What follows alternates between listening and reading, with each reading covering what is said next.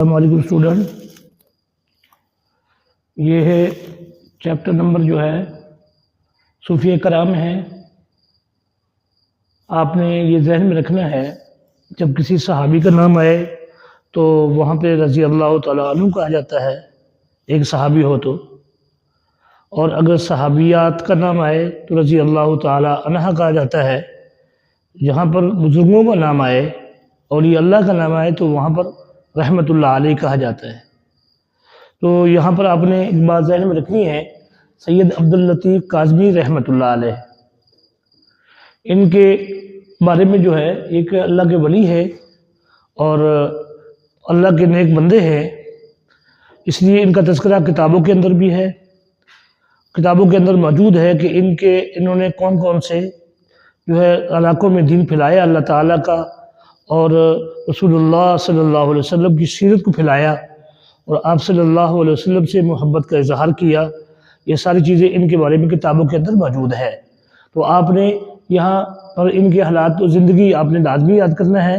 یہاں پر آگے مشقی اور مختصر سوالات ہیں، یہ آپ نے نہیں چھوڑنے۔ حضرت امام بری نے تبلیغ کی غرض سے کن علاقوں کا دورہ کیا؟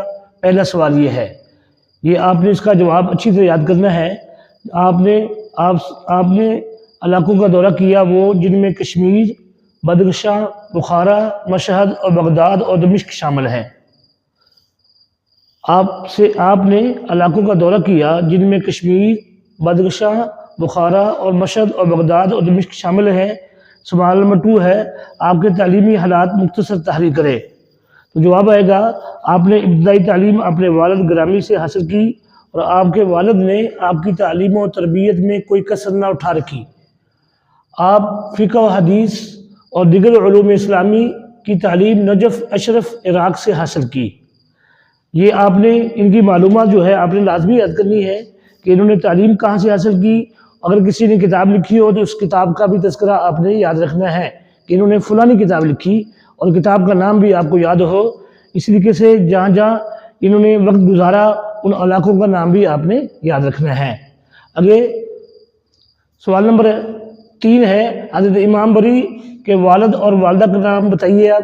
تو جواب آئے گا، آپ کے والد گرامی کا نام سید محمود اور والدہ ماجدہ کا نام سیدہ فاطمہ کاظمی تھا۔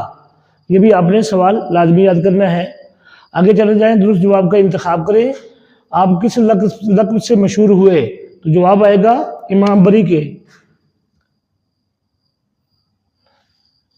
آگے سوال نمبر 2 ہے، امام بری سے مراد ہے سمندروں کا امام، خشکی کا امام، عجم کا امام۔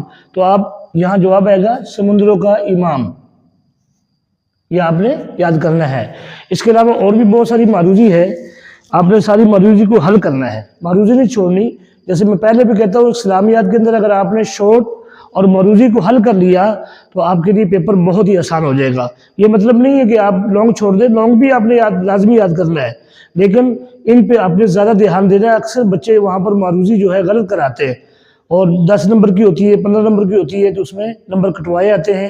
اس لیے آپ نے معروضی نہیں چھوڑنی اور شورٹ نہیں چھوڑنا، یہ بھی آپ نے لازمی یاد کرنا ہے، کیونکہ یاد کرنے میں یہ آسان ہے۔